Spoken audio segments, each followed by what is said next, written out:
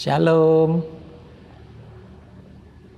Bapak Ibu Saudara, mari saat ini saya ajak kita akan merenungkan firman Tuhan.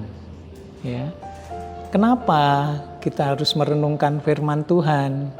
Karena firman Tuhan itu bukan hanya untuk sekedar didengar, tetapi didengar, kemudian direnungkan, dan akhirnya dilakukan. Nah, saat ini saya menyampaikan suatu tema tentang hidup yang berarti. Sekali lagi saya tekankan, hidup yang berarti. Nah, hidup itu bukanlah tujuan, tapi hidup itu adalah suatu perjalanan. Dan di dalam perjalanan ini tentu punya tujuan. Nah, maka milikilah, nikmatilah hidup ini. Kalau hidup itu merupakan suatu anugerah, ya, terimalah. Kalau hidup itu merupakan suatu tugas, selesaikanlah, tunaikanlah. Selanjutnya juga, kalau hidup itu merupakan suatu kesempatan, maka ambillah. Nah, inilah tentang hidup. Kenapa saya menyampaikan tema tentang hidup yang berarti? Mari kita akan membaca nats kita seperti apa yang dikatakan oleh Rasul Paulus di dalam Filipi pasal yang pertama ayat 21 sampai ayat yang ke-22. Filipi 1 ayat 21 sampai ayat yang ke-22 mengatakan demikian. Karena bagiku hidup adalah Kristus dan mati adalah keuntungan. Tetapi jika aku harus hidup di dunia itu berarti bagiku bekerja memberi buah. Jadi mana yang harus kupilih? Aku tidak tahu. Dari kata-kata yang disampaikan oleh Rasul Paulus ini yang mengatakan bahwa hidup adalah Kristus. Lengkapnya, karena bagiku hidup adalah Kristus dan mati adalah keuntungan. Apa maksudnya hidup bagiku adalah Kristus? Hidup Kristus, mati untung. Jadi kalau Paulus mengatakan karena bagiku hidup adalah Kristus, itu artinya hidupnya berpusat kepada Kristus, bukan berpusat pada dirinya sendiri, ya. Karena kalau orang hidup berpusat pada dirinya sendiri akan dipengaruhi dengan keinginan-keinginan daging yang akhirnya menjurus kepada kebinasaan. Tapi kalau hidup itu Kristus yang berpusat kepada Kristus, maka hidup kita akan menuruti perintah kehendak dari Allah. Paulus pernah berkata bahwa hidupku bukannya aku lagi, melainkan Kristus yang ada di dalam aku. Inilah kehidupan yang berpusat pada Kristus, bukan aku yang kelihatan, tapi Kristus yang nyata, Kristus yang kelihatan. Jadi dalam setiap tindakan kita itu senantiasa untuk memuliakan nama daripada Tuhan. Itulah hidup Kristus. Mati keuntungan. Loh, mati kok untung? Ya, karena kalau orang itu sudah hidup jadi milik Yesus, mati bukan merupakan hal yang menakutkan. Kematian itu adalah satu perpindahan dari dunia yang penuh dengan dosa ini kepada suatu kehidupan yang baru, suatu kehidupan yang kekal. Bagi orang yang ada dalam Kristus, satu kehidupan yang kekal bersama dengan Kristus. Makanya mati untung, karena akan tetap bersama-sama dengan Yesus.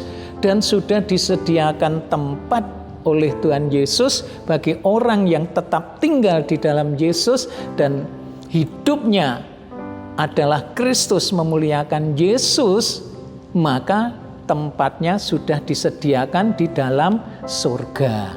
Maka mati itu tidak menakutkan, satu keuntungan.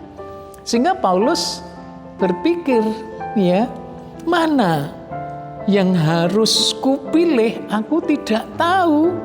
Ya, jika aku harus hidup di dunia itu, di dunia ini, itu berarti bekerja menghasilkan buah.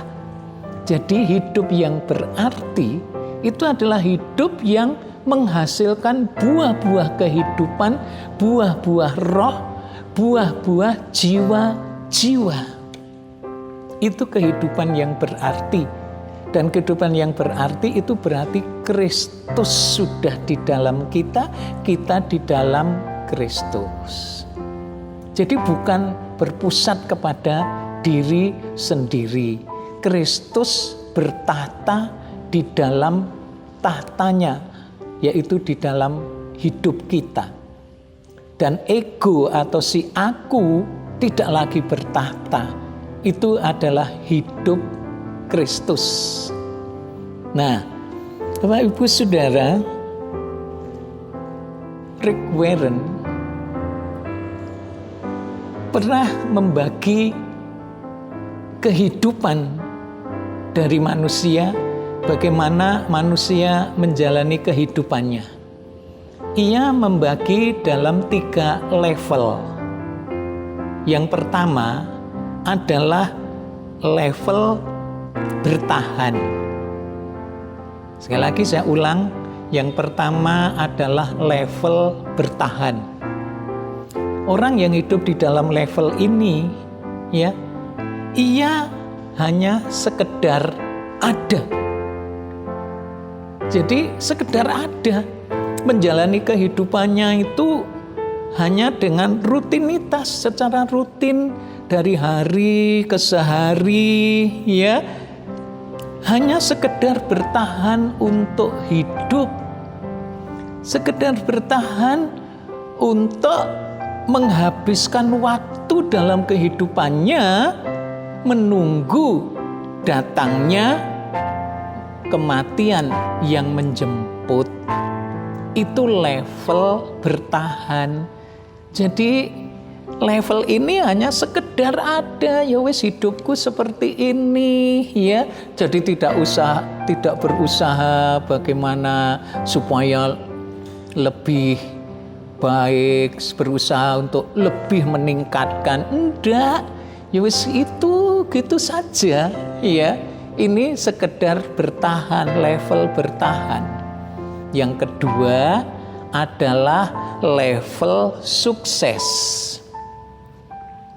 Orang yang hidup di dalam level ini adalah orang yang berhasil, ya, memiliki hidup yang nyaman, sehat, sukses, bermartabat, ya. Nah,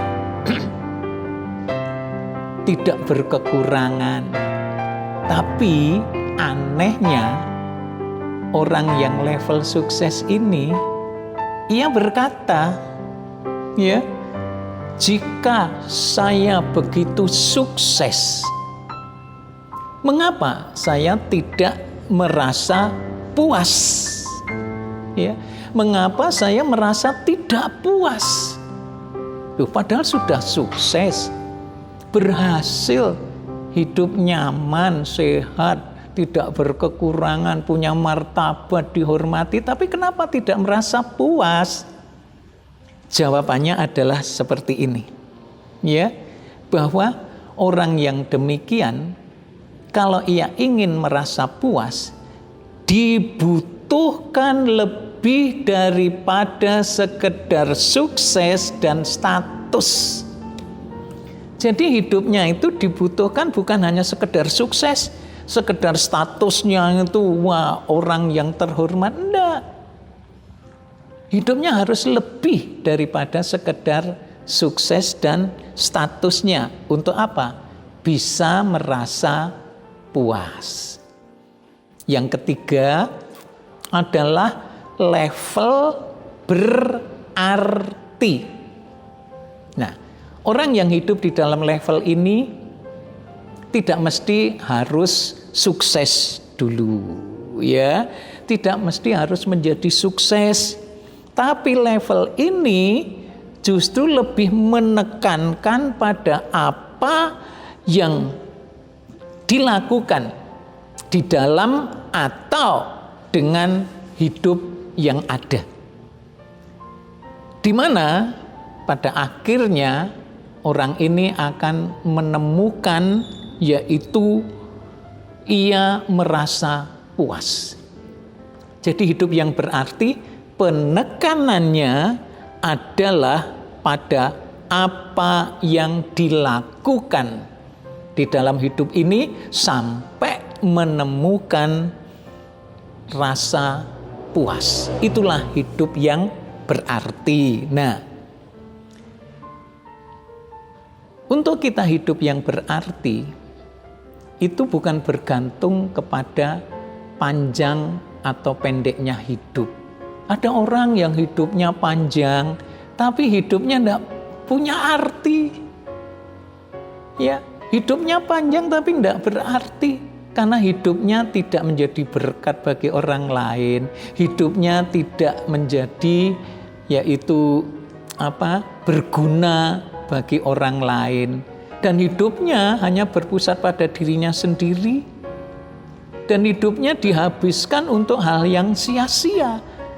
Itu sebabnya apa artinya hidup yang panjang tapi hidupnya tidak berarti. Tapi ada juga hidupnya pendek tetapi penuh dengan arti. Hidupnya penuh dengan yaitu berguna bagi orang lain, berguna bagi bangsa, berguna bagi khususnya Tuhan. Itu apa Tuhan membutuhkan manusia? Iya. Saya katakan iya karena Tuhan tidak pernah bekerja sendirian. Tuhan bekerja juga memakai manusia. Itu semuanya kalau hidup kita ingin berarti, walaupun mungkin tidak panjang, mari muliakanlah Tuhan. Hidup kita menjadi berkat bagi orang lain, berguna bagi sesama, khususnya bagi kemuliaan nama Tuhan. Nah, jadi hidup itu yang penting isinya, bukan panjang pendeknya. Nah, sekarang ayo Bapak Ibu Saudara, mau mengisi hidup dengan apa? Ya, hidup itu terdiri dari kebiasaan-kebiasaan dan juga keputusan-keputusan. Ya, saudara ingin jadi apa? Itu akan terdiri dari kebiasaan yang kita lakukan. Ya, kebiasaan yang kita lakukan. Nah, tapi ingatlah, hidup kita ini satu saat akan berhenti. Digambarkan seperti jam kehidupan. Ingatlah, ada nyanyian yang mengatakan jam kehidupan diputar hanya sekali. Nah, kita tidak tahu kapan kan berhenti. Sewaktu-waktu jam kehidupan itu akan berhenti. Mungkin hari ini bisa berhenti. Mungkin esok. Mungkin seminggu yang akan datang. Mungkin dan mungkin terus. Jadi kita tidak tahu jam kehidupan kita berhenti kapan. Karena itu kalau kita menyadari hal ini, Bapak Ibu Saudara, ayo Jadikan hidup kita ini berarti. Jadikan hidup kita ini berguna. Jadikan hidup kita ini untuk kemuliaan Tuhan. Si Paulus katakan, yaitu ia mengatakan, karena bagiku hidup adalah Kristus. Nah, saya akan tutup dengan satu ayat dalam Roma 14 ayat 8 mengatakan demikian. Sebab jika kita hidup untuk Tuhan. Dan jika kita mati untuk Tuhan. Jadi baik hidup atau mati, kita adalah milik Tuhan. Perhatikan kata-kata ini sangat-sangat indah. Ya, kata-kata ini hanya bisa diucapkan oleh orang yang benar-benar hidup di dalam Kristus. Sebab jika kita hidup untuk Tuhan. Jika kita mati untuk Tuhan. Ya, jadi kalau kita ini hidup atau mati, ya, kita adalah milik Tuhan. Jadi hidup itu milik Tuhan, waktu mati pun milik Tuhan. Jadi mati ataupun hidup, kita adalah milik Tuhan. Dan kalau kita milik Tuhan, berarti kita akan selalu bersama-sama dengan Tuhan. Dan kalau kita milik Tuhan, ingatlah tujuan akhir hidup kita menjadi serupa dengan Kristus. Puji Tuhan, Bapak Ibu Saudara, Tuhan memberkati, kiranya renungan ini menjadi berkat dan menjadi renungan kita benar-benar merenungkan hidup ini. Apakah hidupku sudah berarti? Apakah hidupku sudah berguna? Apakah hidupku untuk kemuliaan Tuhan? Tuhan memberkati. Ayo kita berdoa. Bapa di dalam surga yang mulia, dalam nama Tuhan Yesus Kristus, sungguh kami mengucap syukur pada hari ini. Kami telah mendengar firman-Mu Tuhan tentang hidup yang berarti, yaitu hidup di dalam Kristus. Seperti Paulus katakan, jika aku hidup dalam Kristus, itu artinya Kristus di dalam dan aku di dalam Kristus. Kristus di dalam aku di dalam Kristus. Hidup yang berpusat pada Kristus, hidup yang memuliakan Yesus, hidup yang menampakkan Yesus, bukan aku, bukan diriku. Terima kasih Tuhan untuk kebenaran firman-Mu. Berkati semua yang telah mendengar firman-Mu ini, supaya mereka terberkati melalui firman-Mu dan mengubah seluruh hidupnya, bertobat dari hidupnya yang tidak berkenan, sehingga hidupnya berguna bagi kemuliaan nama-Mu. Tuhan memberkati senantiasa.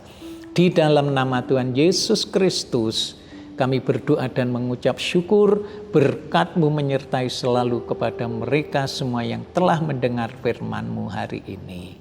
Terima kasih Tuhan, haleluya, amin. Tuhan memberkati.